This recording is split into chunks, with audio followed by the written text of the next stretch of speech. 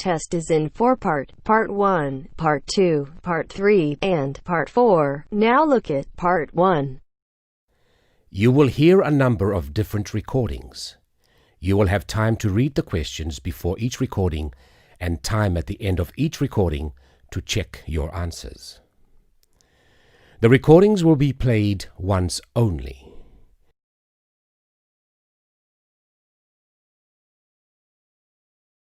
Part 1.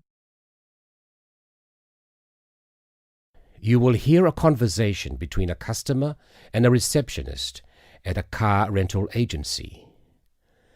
First, you have some time to look at questions 1 to 5.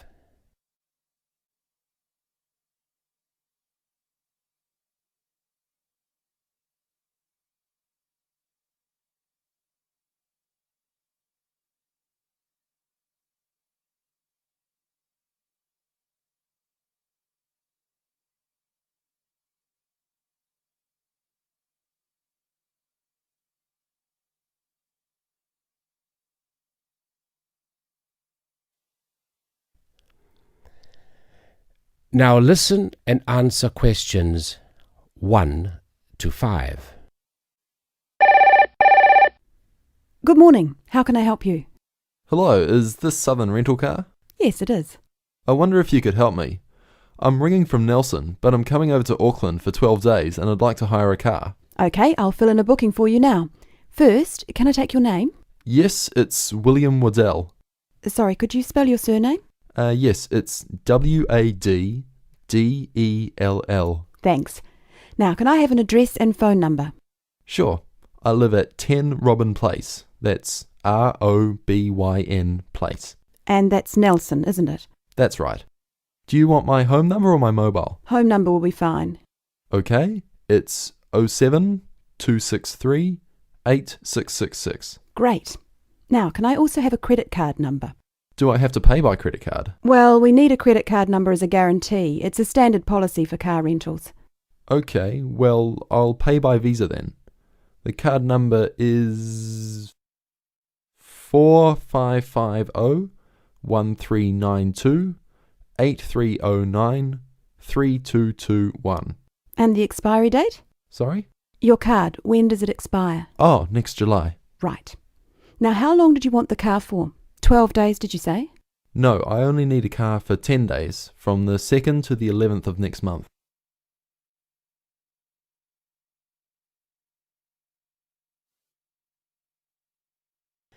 Before you hear the rest of the recording, you will have some time to look at questions 6 to 10.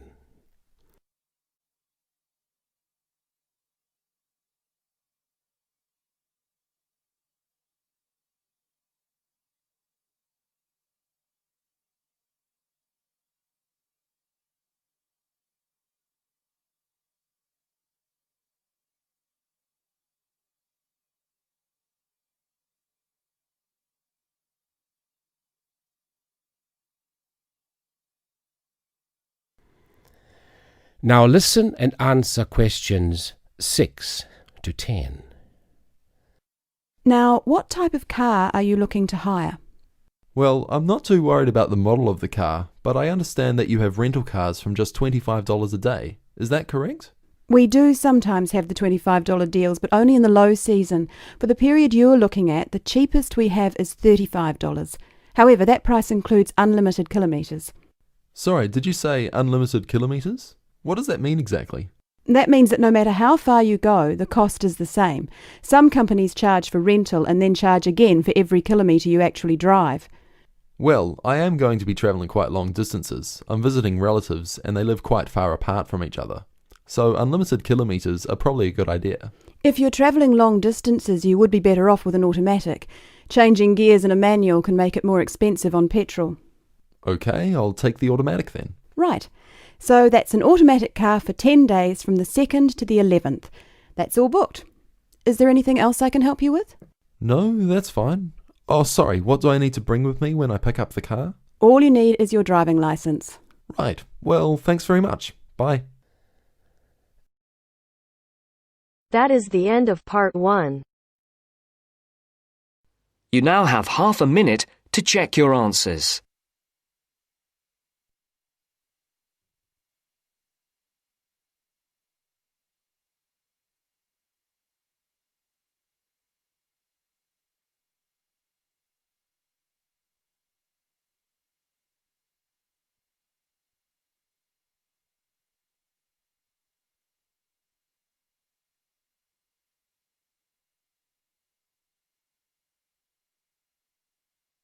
Now turns to Part 2. Part 2. You will hear two university students talking about a music course. First, look at questions 11 to 13.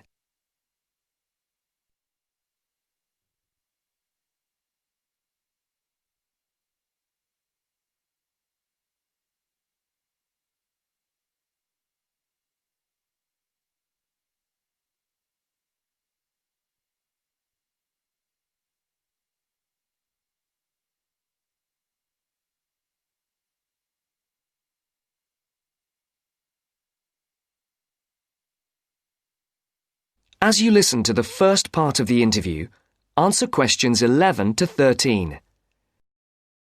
Josie, come in. How are you? I'm good. Can I get you a coffee or anything? No, that's okay. I can't stay long, but you said you wanted to talk to me about that course I'm doing this semester, Music 103? That's right. Actually, I was a bit confused because I thought you were majoring in maths. That's right, I am. I'm doing 4 maths modules this year, but it's an optional course. You just choose it if you're interested, and you can do it whatever department you're in. Why? Are you thinking about doing it? Well, I'm not sure. What are the requirements? What? The course requirements. I mean, what do I need to know about music to be accepted on it? I do listen to a lot of music, everything from hip-hop and rap to classical. And I can sing, sort of. Well, for a start, one special thing about this course is that it's distance learning. You don't actually have to be at the university to do it, and you don't have lectures. So you've got to be able to work on your own without someone telling you what to do all the time. Oh? Oh. No, that should be okay, I reckon. I'm more worried about the actual musical stuff. Like, I don't know how to read music. That doesn't matter. They don't assume that. You'll learn as you go along. How's your maths? Not too bad. Right. Some of it's quite mathematical, so you really need to be strong there. But you play the violin, don't you? I don't play anything. You don't need to. What about computer skills? You're okay there? Yes, reasonably. Does that matter? Yes, I'd say they're essential. Like I said, it's all distance learning, so it's computer-based.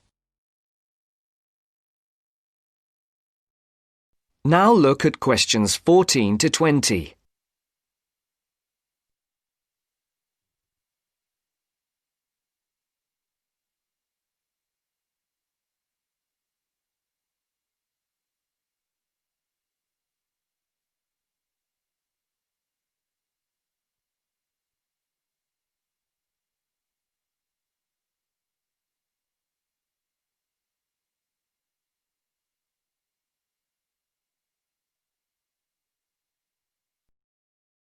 But what about lectures?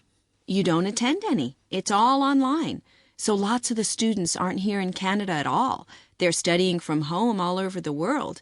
We've got someone from my group in Jamaica and a couple from Taiwan. Oh, and some from Hong Kong as well. So how does it work? Oh, well, there's a multimedia course website on the internet where you can listen. You can listen and watch at the same time. And of course, you can do it at your own pace. So if you don't understand something, you just go back. Or if you want some more examples of the music, there are links there to things that you can listen to. There's quite a lot of theory, but it's all done through musical examples, so it's practical at the same time. Like in the last module I did, we looked at a bit of the music from the movie Star Wars. The Darth Vader theme, you know. Dum, dum, dum, dum, dum, dum. Yeah. Yeah. Then we looked at a theme from Wagner's Tristan and Isolde.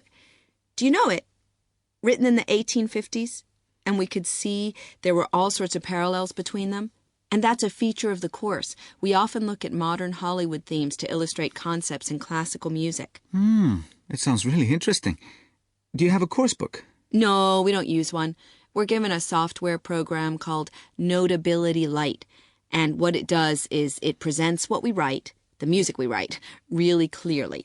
And it also allows us to play back any piece of music on our computer at home. But that's not all. We can write our own music, quite complex stuff for various instruments, and the program plays it back to us. Plays the actual music? Yes, so it means that your computer is actually your own musical instrument. And we can even submit our finished pieces to our tutor by email. So you do need your own computer, obviously. Yes, with at least 64 megabytes of RAM. That's okay. I've got 128. Oh, and a CD-ROM and a sound card, of course. No problem. So, how long is the course? It's 6 months. There are 2 a year, so you could actually enroll for the next one if you wanted. It starts in January. I started last September and I finish in February. And how many credits is it? 3. In order to pass, you've got to do 6 assignments. I'm just doing my 4th one now. And take a final examination. Anyway, why don't you call round sometime and I'll show you the sort of things we do. You can even listen to some of my music. That would be great. Well, thanks, Josie. Now, are you sure you don't have time for that coffee? That is the end of part 2. You now have half a minute to check your answers.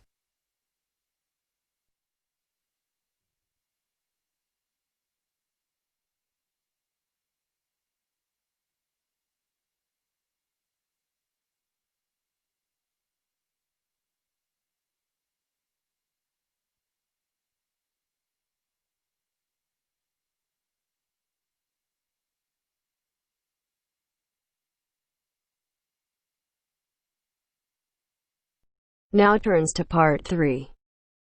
Part 3. You are going to hear Dr. Joanna Robinson, the course director of a language learning centre, answering questions from reporters from the student newspaper. First, look at questions 21 to 26.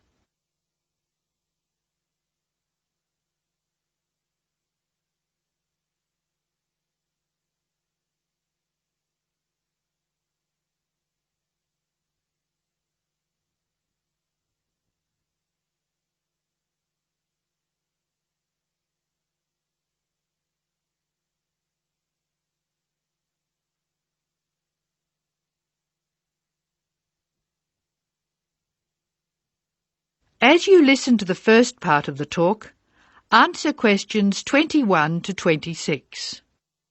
Write no more than 3 words or numbers for each answer. Welcome to the Language Learning Center. I'm Joanne Robinson. You must be the reporters from the Examiner. Please come in and sit down. Hello, Dr. Robinson. Yes, we're from the Examiner. I'm Cheryl Perkins and this is Don Klim. May I start with a question? Did this college really start with Brazilian students? It did. The Language Learning Center was founded in 1985 to look after a group of students from Brazil who wanted to study here. Those 20 students soon grew to 60, and as you can imagine, we had severe accommodation problems. Somebody said you were in the old amenities block, right near the engineering school. They have a good memory. Yes, we were there because the university hadn't believed we would expand so quickly. The problem wasn't solved until we moved into these new premises in Bancroft House in 1987. When did you start taking students from other countries? About 1990. We now have students from 13 different countries enrolled, and we expect a large group from Turkey next month. Yes, we've noticed a lot more advertisements for Turkish restaurants in our advertising section. Well, 40% of our students come from Turkey, by far the largest single national group. And I believe there's been an influx to the rest of the university. There are a lot of Turkish students studying hospitality. Do you offer anything special to the students? Yes, we do. There are several things which make us rather different from other language schools. English is certainly not restricted to English for academic purposes here. Sometimes we have extra classes for students who have particular courses in mind. And we have just said goodbye to a group of 30 Indonesian students who were preparing for a university course in agriculture. They came to us for English for farming, and they were with us for a long time. We miss them. How long do students usually stay at the Language Learning Centre? It varies, so I'll talk about the average. Most of our courses last for 5 weeks, but to make any real progress, a student needs to be here for at least 3 terms. That's 15 weeks. The students do better if they have a little time to settle in at the beginning of the course, and we offer an orientation course that lasts a week. Most students take it. It helps them to settle down, and it gives us plenty of time to test them and place them at the right level. How many people are in each class? We sometimes go up to 18, but our average class size is 14 students, and some classes have as few as 7 participants. It depends on the needs of the group. You were saying that you miss your students when they go. How do you attract students? I mean, how do they hear about the Language Learning Centre in the first place? We're included in the university advertising and marketing, and we have our own website. The thing which works best for us, though, is word of mouth. Students who leave us often send us their friends. In fact, a student who arrived today was carrying a photograph for me of a former student and his baby. It sounds like a nice place to be. It is. A lot of our students make lasting friendships while they're here. Before you hear the rest of the talk, you have some time to look at questions 27 to 30.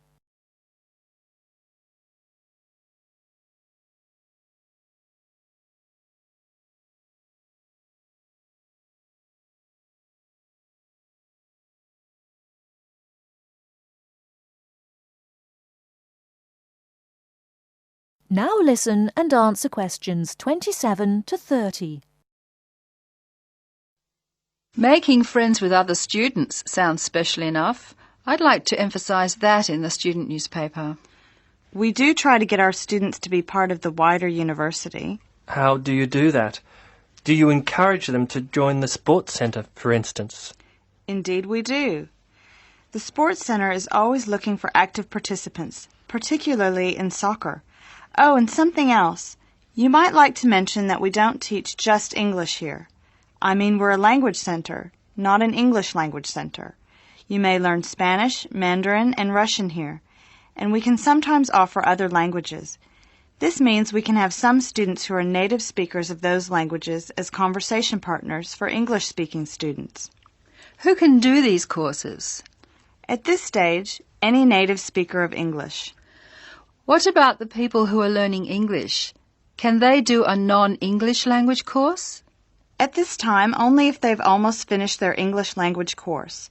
You see, we try very hard to involve students who are native speakers of English as conversation leaders, and we encourage our students to join groups on the campus. For instance, if they enjoy music, there is an active jazz group available to everyone, and that's a lot of fun.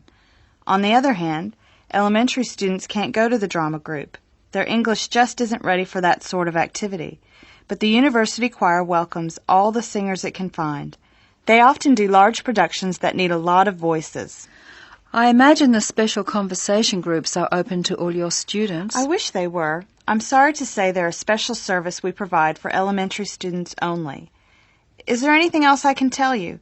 I'd be really pleased if you could write about the courses we offer in foreign languages. I think our readers will be very interested in that. Thank you for your time, Dr. Robinson. Yes, thank you very much. Goodbye. Thank you for giving me the opportunity to talk about the center. It's always good to let the rest of the students at the university know what goes on in our classrooms and outside them. After all, many of our students leave us and then study for degrees in various disciplines on this campus. That is the end of part 3. To check your answers.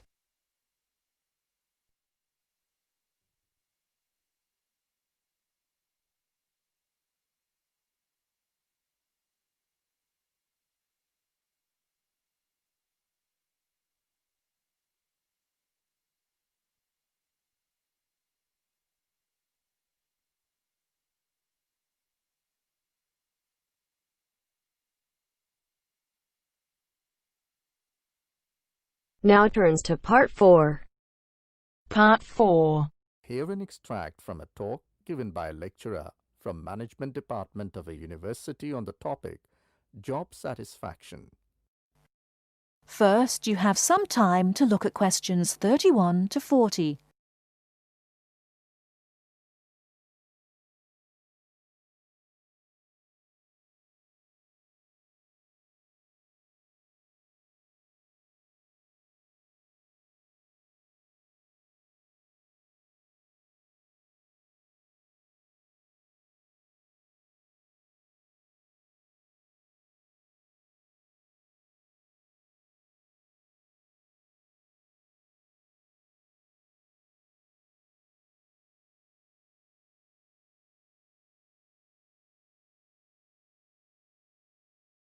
Now listen carefully and answer questions 31 to 40. Job satisfaction is how happy an individual is with his or her job. Scholars and human resource professionals generally make a distinction between affective job satisfaction and cognitive job satisfaction. Affective job satisfaction is the overall extent of pleasurable emotional feelings individuals have about their jobs and is different from cognitive job satisfaction, which is the extent of individual satisfaction with particular facets of their jobs such as pay, pension, arrangements, working hours, and numerous other aspects of their jobs. At its most general level of conceptualization, job satisfaction is simply how content an individual is with his or her job. Affective job satisfaction is usually defined as a one-dimensional, subjective construct representing an overall emotional feeling individuals have about their job as a whole. Hence, affective job satisfaction for individuals reflects the degree of pleasure or happiness their job in general induces. Cognitive job satisfaction is usually defined as being a more objective and logical evaluation of various facets of a job. As such, cognitive job satisfaction can be one-dimensional if it comprises evaluation of just one aspect of a job, such as pay or maternity leave, or multidimensional if two or more facets of a job are simultaneously evaluated. Environmental factors. One of the most significant aspects of an individual's work in a modern organization concerns the management of communication demands that he or she encounters on the job. Demands can be characterized as a communication load. Individuals in an organization can experience communication overload and communication underload, which can affect their level of job satisfaction. Communication overload can occur when an individual receives loads of message in a short period of time, which can result in unprocessed information, or when an individual faces more complex messages that are more difficult to process. Due to this process, given an individual's style of work and motivation to complete a task, when more inputs exist than outputs, the individual perceives a condition of overload which can be positively or negatively related to job satisfaction. In comparison, communication underload can occur when messages or inputs are sent below the individual's ability to process them. According to the ideas of communication overload and underload, if an individual does not receive enough input on the job or is unsuccessful in processing these inputs, the individual is more likely to become dissatisfied, aggravated, and unhappy with their work that leads to a low level of job satisfaction. Superior subordinate communication. Superior subordinate communication is an important influence on job satisfaction in the workplace. The way in which subordinates perceive a superior's behavior can positively or negatively influence job satisfaction. Communication behavior, such as facial expression, eye contact, vocal expression, and body movement, is crucial to the superior-subordinate relationship. Nonverbal messages play a central role in interpersonal interactions with respect to impression formation, deception, attraction, social influence, and emotional bonding. Individuals who dislike and think negatively about their supervisor are less willing to communicate or have motivation to work, whereas individuals who like and think positively of their supervisor are more likely to communicate and are satisfied with their job and work environment. A supervisor who uses nonverbal immediacy, friendliness, and open communication lines is more likely to receive positive feedback and high job satisfaction from a subordinate. Strategic employee recognition. Employee recognition is not only about gifts and points. It's about changing the corporate culture in order to meet goals and initiatives, and most importantly, to connect employees to the company's core values and beliefs. Strategic employee recognition is seen as the most important program, not only to improve employee retention and motivation, but also to positively influence the financial situation. The vast majority of companies want to be innovative, coming up with new products, business models, and better ways of doing things. However, innovation is not so easy to achieve. A CEO cannot just order it and so it will be achieved. You have to carefully manage an organization so that over time, innovations will emerge. Individual factors. Mood and emotions form the effective element of job satisfaction. Moods tend to be long-lasting, but often weaker states of uncertain origins, while emotions are often more intense, short-lived, and have a clear object or cause. Positive and negative emotions were also found to be significantly related to overall job satisfaction. It was found that suppression of unpleasant emotions decreases job satisfaction, and the amplification of pleasant emotions increases job satisfaction. There are two personality factors related to job satisfaction: alienation and locus of control. Employees who have an internal locus of control and feel less alienated are more likely to experience job satisfaction, job involvement, and organizational commitment. The characteristics like high self-esteem, self-efficacy, and low neuroticism are also related to job satisfaction. That is the end of part 4. You now have half a minute to check your answers.